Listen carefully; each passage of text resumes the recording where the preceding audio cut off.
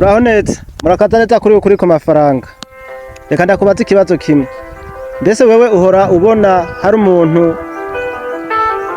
woba umaze kubona akora ibintu ukabona ibintu vyiwe bigenda neza, ukabona uwo muntu n'umuntu afise amahirwe, ukabona nyambara ikintu asizamwo amafaranga, ukabona kigenda neza, ukabona n'umuntu afise amahirwe menshi cane. Ariko hakaba n'undi muntu ashobora kuba akora ikintu kandi agikora neza gose kandi agikora cane, ariko mugabo ugasanga nta mahirwe afise. None mbe woba wibaza iki? Amahirwe aza ku bantu bamwe gusa canke hari ibintu umuntu ashobora gukora kugira ngo amahirwe amukurikirane? Muri iki kiganiro naguteguriye ibimenyetso bishika kw'icumi bishobora kukwereka umunyamahirwe. We nawe ivyo bimenyetso niwashobora kuvyumviriza kuva ku cambere gushika ku ca cumi, ushobora gusanga nawe ubaye amahirwe mu gihe uzoba wabikurikije ijana kw'ijana. Rero namba uri mushasha ngaha kuri iyi channel yacu yaho kuri ku mafaranga, ico no gusaba nuko ukora sabone. Ubu nyene mbikubwiye nyamba wamaze kubikora urakata neza kuri ukuri ku mafaranga aho utazicuza kuba watujoyininze. Hama tutiriwe turateba, ikintu ca mbere kigaragaza abantu b'abanyamahirwe. Abanyamahirwe n'abantu bakora cane, kuko amahirwe akunda ibikorwa. Rero mu gihe umuntu ari umuntu akora kandi akaba akora cane, aba afise amahirwe menshi yo kuronka amahirwe. Kuko iyo uri umuntu ubonye ikintu ugikora, ukabona umuntu ukora ibintu vyinshi, muri vya bintu vyinshi ukora ego harabamwo bimwe bishobora kutagenda neza, ariko muri vya bintu bimwe vyinshi ukora hakabamo ikintu kimwe gishobora gucamwo. Rero muri ico kintu kimwe giciyemwo niho usanga ya mahirwe yawe agiye muri ico. Rero kugira nawe ube umunyamahirwe nuko wokwiga gukora, ugakora cane. Kuko amahirwe uko ameze, amahirwe ararondegwa, amahirwe siyaza gusanga, ahubwo wewe amahirwe urayiruka inyuma. Amahirwe urayiruka inyuma mukiruka mpaka uyafashe. Apana kwicara uvuga ngo bona bakana kabakora ibintu ukabona vyacemo ugaca wibaza ngo amahirwe. Harya baba barakoze bro, bisaba nawe gukora cane. Hama ikintu naco ca kabiri gishobora kukwereka yuko umuntu yuko uri umunyamahirwe, abanyamahirwe ntibatinya kugerageza. Rero abanyamahirwe ni ba bantu bashaka kugerageza kuri buri kintu cose. Nyamba ari ikintu gishasha kije, umunyamahirwe ni wa muntu ahubwo ahita yiga kuntu yofatira na ca kintu, kuko abanyamahirwe n'abantu bagerageza. Amahirwe kugira uronke amahirwe bisaba kugerageza, bisaba kubona ikintu nyamba ukibonye ucinjiremwo ukigerageze, niho uza gusanga ya mahirwe yawe ari. Ariko mugo ne wabona ikintu ntukigerageze, none umva amahirwe azogusanga gute? Rero bisaba yuko ugerageza. Amahirwe akunda abantu bagerageza, kuko muri uko kugerageza niho ushobora gusanga havuyemo intsinzi. Ariko mugo urumva wa muntu atagerageje, wewe urumva azoba yamaze kunanirwa. Rero mu gihe ushoboye kuba ubona ufise ikintu nubwo ufise ubwoba, uriga ukishiramo icizere, ugafata ca kintu ukacinjiramwo. Muri kwa kwinjira ca kintu ugatera uguma ukigerageza, ego harabamwo kunanirwa, mugo muri kwa kunanirwa bisabe kugenda wigiramo amakosa, ugasanga ca kintu waramaze kuba inzobere muri ico. Rero abantu b'abanyamahirwe n'abantu bakunda kugerageza. Ikintu ca gatatu naco cerekana yuko umuntu wikora amanyamahirwe, abanyamahirwe n'abantu badacika intege.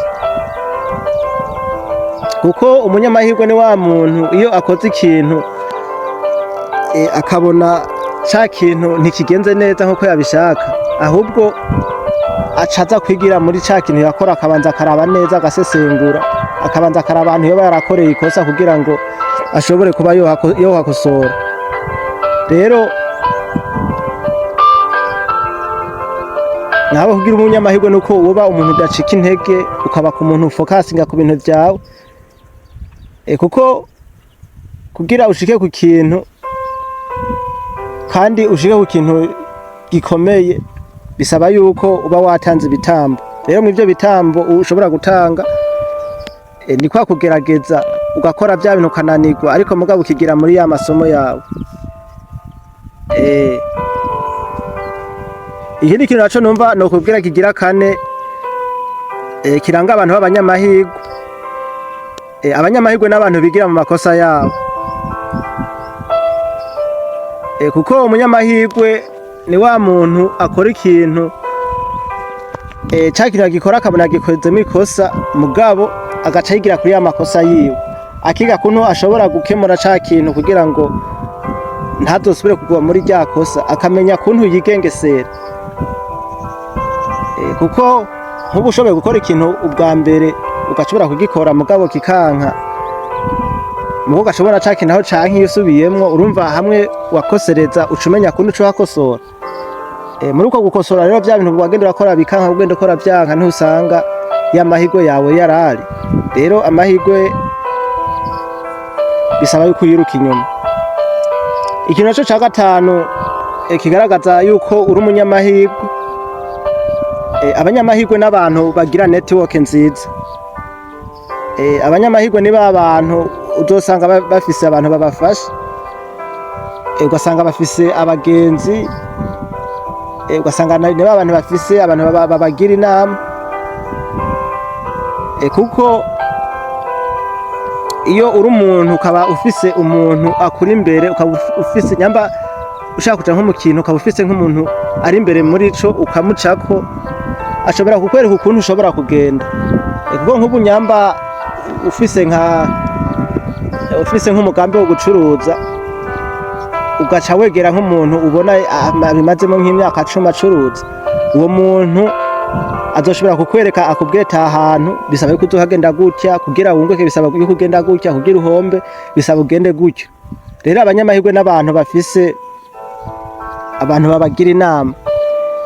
Umwe niwe yavuze ngo mbwira abagenzi 5 mugendana ngo nkubwire uwuriwe. Bisigura yuko wowe nyamba ugendana n'abagenzi bawe 5, abo bantu akaba ari abantu banywa inzoga, we nawe ugira 6 none wumva wereka kunywa inzoga gute? Namba ugendana n'abantu ukaba ugendana n'abantu 5 nawe ukaba uri wa 6, ariko mu abantu 5 akaba ari ba bantu basanzwe bakora ibintu byo gushakashatsi, akaba ari ba bantu barondera iterambere ryo kwiteza imbere. Niyo nawe wa 6 umva wereka kuba uwo muntu gute? Rero abantu b'abanyamahirwe bamenya abantu biyegereza. Muri abantu rero wiyegereje, babantu bafise bateye imbere, babantu bakoze ibintu bikagenda neza, y'amahirwe yawe uza gusanga avuye muri abo bantu nyene. Rero kugira nawe umunyamahirwe nuko uraba abantu bo kwiyegereza kugira ngo ibintu bishobore kugenda neza. Ikintu naco ca 6 noshobora kukubwira ku banyamahirwe, abantu b'abanyamahirwe n'abantu bitegurira amahirwe. Kuko amahirwe ntaza ku kintu utateguye. Kuko nyamba uri umunyamahirwe ukaba uri umuntu ukaba udafise discipline, ukaba atabumenye ufise, none wumva ayo mahirwe wumva yuza azarondera iki? Kuko amahirwe aza kuri wa muntu afise discipline, akaza kuri wa muntu amenya kuntu ashobora kugera amahera yiwe, akaza kuri wa muntu amenya kuntu agera umwanya wiwe, akaza kuri wa muntu afise ubumenyi. Ibindi ndakubwira birakora, ibindi ndakubwira nivyo. Ico no gusaba nuko wo bikurikiza. Ibi ndazi ndiko ndakubwira hamwe wo bikora nk'nyuma y'umwaka canke imyaka 2, sindakubesha ndazi yuko uba wahindutse. Kandi nyamba wewe warahisemo kudukurikirana ngaha kuri ukuri ku mafaranga, nuko watoye inzira ya nyayo. Kuko iri shuri ishuri twigishirizamwe ibintu by'akamaro, ni ishuri twigishirizamwe ibintu atahandi hantu uzopfa kugenda ngo bironke. Ariko mugabo ngaha twebwe inama tuzitangira ku buntu. Rero nyamba ufise nk'umugenzi nuko unamusangiza n'icaro yacu yawe kuri ku mafaranga kugira ngo azoze arumviriza ibintu byo mugirira akamaro. Hamareka tugende ku kintu cindwi. Ikintu cindwi kiranga abanyamahirwe niba abantu usanga bifitiyemo ukwizera. Abanyamahirwe n'abantu bizigira. kuko iyo uri umuntu ukaba ufise ukwizera muri wewe, ukaba ufise ugiye gukora ikintu ukaba wifitiyemo imyemerere yo kwiyizigira, ico kintu ni mpaka gikunde. Kuko iyo wifitiye kwizigira muri wewe, amahirwe araza gusanga. Ntubure ico kimwe na wa muntu abona ikintu agaca yiyumviramwo ukundi kuntu, agaca ashaka kwiyumvira muri negative, akiyumvira yuko ico kintu yuko kidashoboka. Mugo umunyamahirwe ni wa muntu ashobora kubona ikintu ahubwo akaciyumvira mu buryo akabona ko gishoboka, muri kwa kwiyumvira yuko ca kintu gishoboka, agaca acinjiramwo. Niho uca usanga wa muntu y'amahirwe yiwe ugaca usanga ayavunduriye muri ico kintu. Ikindi kintu naco c'umunani gishobora kugaragaza yuko uri umunyamahirwe, abanyamahirwe n'abantu batekereza neza, kuko mu gihe uri umuntu ukaba udafise imitekerereze irimwo icizere, urumva nta kuntu na kumwe wopfa ushitse kw'iterambere. Rero umunyamahirwe n'umuntu yigirira icizere, akaba ari wa muntu adashobora gutinya ikintu, ahubwo avuga ati iki kintu nubwo ndagitinye reka ndakijemo kandi ndazi ko kizogenda neza. Ibintu byose ukareka kubitekereza muri position negative, ibintu byose ukabyumvira ukabona yuko bishobora kubaho. Muri uko gutekereza yuko ibintu bishobora kubaho ukabyinjiramwo, niho uca usanga bigenze neza, kuko nta kuntu na kumwe woja mu kintu ubona ko kitazokunda hama ngo gishobore kugenda neza. Ikintu naco c'icenda kiranga abantu b'abanyamahirwe, abantu b'abanyamahirwe ni ba bantu bakunda kwiga, akaba ari ba bantu bakunda gusoma ibitabo, akaba ari ba bantu bashobora gukunda kumviriza ibiganiro nk'ibi wumva ndiko ndacisha ngaha kuri ku mafaranga, akaba ari ba bantu bashaka ubumenyi, kuko amahirwe aza asanga ubumenyi, kuko amahirwe nayo nyene kugira kuzire birasaba yuko hari intambwe ushobora gukora kugira ngo y'amahirwe aza gusanga. Ikintu naco numva nosozera ko arico ca nyuma gishobora kugaragaza yuko abantu yuko ari abanyamahirwe, abanyamahirwe n'abantu bafasha abandi, kuko iyo uri umuntu ufasha abandi, nawe birangira amahirwe akwirutseho, kuko wa mugani bavuze ngo uvumwa na benshi ugatota, ntibabeshe. Kuko nk'ubu ushobora kubura umuntu ufasha, ugasanga bafashije, ugasanga bagenda baraguhezagira, bagenda baragirana. Rero muri ya mihezagiro bagenda baraguha, niho uza gusanga ugiye gukora ca kintu ukoze ikintu ugasanga bice bikuvyarira amahirwe. Kubera iki? Kubera abantu aho uciye hose abantu bagenda bakuvuga neza. Rero nuko mwokwiga kugira imitima myiza mugafasha, ariko mugabo mukaraba gufasha mukagira ahantu mushobora kugarukiriza. Hama ikintu numva nosozera ko nkugira nk'inama, nuko nokubwira yuko amahirwe ataza ku bantu bicaye.